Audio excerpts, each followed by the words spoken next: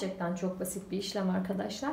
Zeytininizi yıkıyorsunuz güzelce. Suyu iyice süzüldükten sonra kurabilirsiniz. Ben akşam yıkamıştım. Sabaha kadar suyu iyice süzülmüş. Hatta bir kısmını doldurdum. Şöyle zeytinlerimi avucuma alıyorum. Eğer sapı varsa, içinde yumuşayanı veya çürüğü varsa, yaralısı varsa onu ayırıyorum ve bidonuma atıyorum.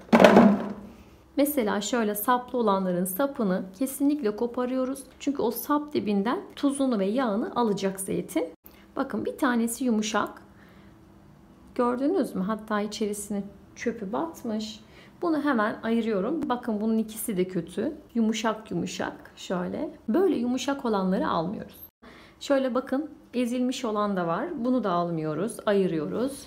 Bakın şöyle bastırdığınız zaman sert. Hiçbir yumuşama falan yapmamış. Oldukça sert. Bunun gibi siyah zeytinlerden zeytininizi kurun. Zeytinlerimi bidonlara doldurdum. Size bir de şunu hatırlatmak istiyorum. Böyle zeytinler ağaçlarda kararırlar. Hemen kararır kararmaz siyah zeytininizi kurmayın. Üzerinde iyice olgunlaşsın. Çünkü onun içerisi henüz kararmamış oluyor. Kabuğu kararsa da içerisi tam olarak o karalığa kavuşmamış oluyor. O zeytini kurarsanız hem o kadar lezzetli olmaz hem de tuzlu suyu gördüğü zaman kahverengiye döner rengi. Yani daha da açılır. Bakın mesela size şöyle örnek olarak göstereyim. Gördünüz mü? Bu tam olarak kararmamış bir zeytin bunlar.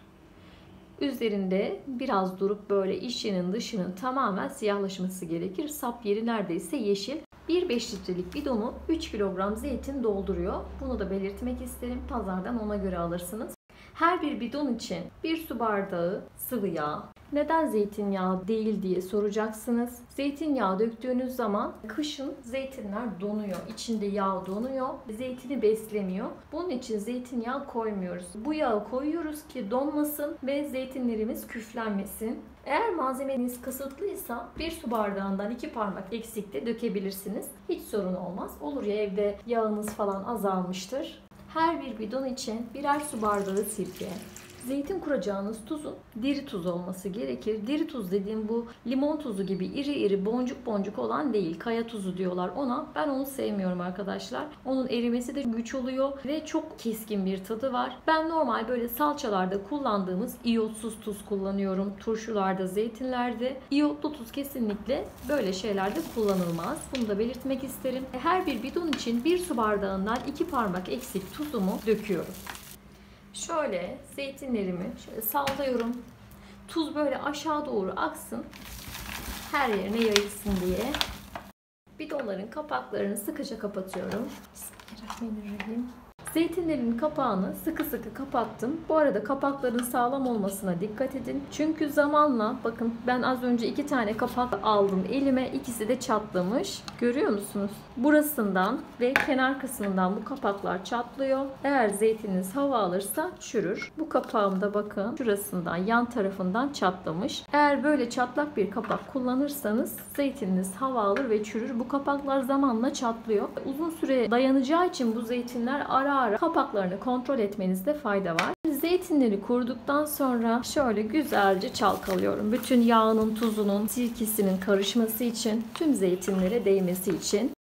Siyah zeytinimizi kurduktan sonra bidonlarımızı serin ve böyle kuru güneş görmeyen bir yere kaldıracağız. Böyle ilk hafta hemen hemen her gün böyle tekerleyin. Bu şekilde iyice tekerleyin. Küflenmesin, böyle zeytinler suyunu salsın. Güzelce kendini besler olsun. İlk hafta hemen hemen her gün yapmaya çalışın. Bir ay boyunca haftada bir kez böyle tekerleyin. Daha sonraları böyle bu zaman aralığını açabilirsiniz. 10 günde bir, 15 günde bir. Daha sonraları bir ayda, ayda bir. O şekilde zeytinleri ara ara tekerleyin. Yağlı, tuzlu suyunu her tarafı görsün. Küflenmesin, çürümesin.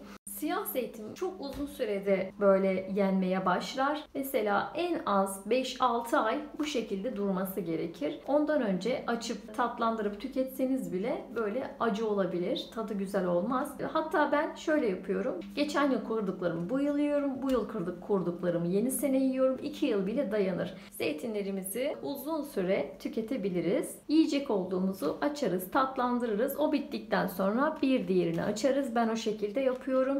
Bu benim geçen yıl kurmuş olduğum siyah zeytinim.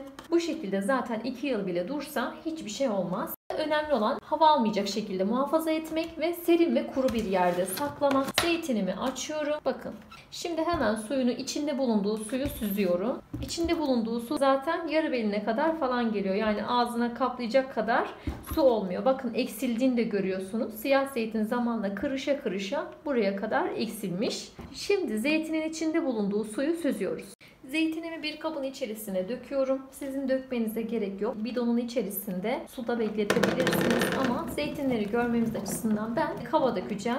Zeytinlerin kimisinin neredeyse yeşilimsi olduğunu göreceksiniz. İşte bunlar topladığımızda kara gibi görünen fakat tuzlu suyu görünce zamanla rengi açılan zeytinlerimiz. Size söylemiştim zaten. İçi tam siyahlaşmayanların bu şekilde renginin kahverengiye veya yeşile döneceğini. Tam siyah olanlar zaten kendini belli ediyor. Ama merak etmeyin, bunu kuruttukça yeniden kararacak. Siyah zeytin bu haliyle tüketilmez. Yani ben bunu bir suya tutayım hemen tüketeyim derseniz acı olur. Siyah zeytinin tatlandırılması gerekir. Bunun için yapmamız gereken birkaç şey var. Zeytinimin üzerine parmağımı yakmayacak ılıklıkta bir su ilave ediyorum. Yani aynı yoğurt mayalarken sütünüzün ılıklığını bilirsinizdir. O ılıklıkta böyle parmağımızı içinde soktuğumuzda tutabildiğimiz ayarda bir su ilave edeceğiz. Zeytinimiz bu suyun içerisinde 2 saat bekleyecek.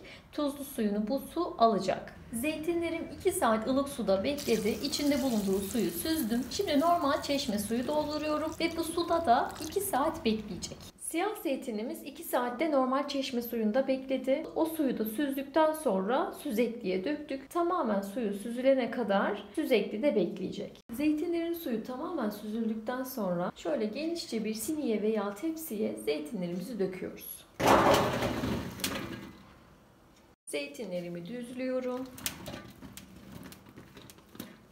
Ve yarı gölge yarı güneş bir yerde şöyle kararıp buruşuncaya kadar kurutuyorum. Ara ara karıştırıyorum. Tabii ki günde birkaç kez karıştırıyoruz. Ben balkon masasına alacağım. Öğleye kadar güneş alıyor. Öğleden sonra güneş gidiyor orada. Sıcak hava şartlarında zaten 2-3 gün içerisinde zeytinleriniz olur. Tozlu bir yere kaldırmayın lütfen. Rüzgar olursa da ben içeriye alıyorum toz olur diye. Şöyle sakin havalarda dışarıda açık alanda kaç gün boyunca arada karıştırarak zeytinlerimizi kurutacağız. 5-6 gündür kuruyor. Fakat bu sürenin yarısını içeride geçirmek zorunda kaldı. Hava rüzgarlı ve yağmurluydu. Öyle havalarda ben içeriye aldım zeytinimi. Üzerini örttüm toz olmasın diye. Yani hava şartlarına göre kuruma süresi değişecektir.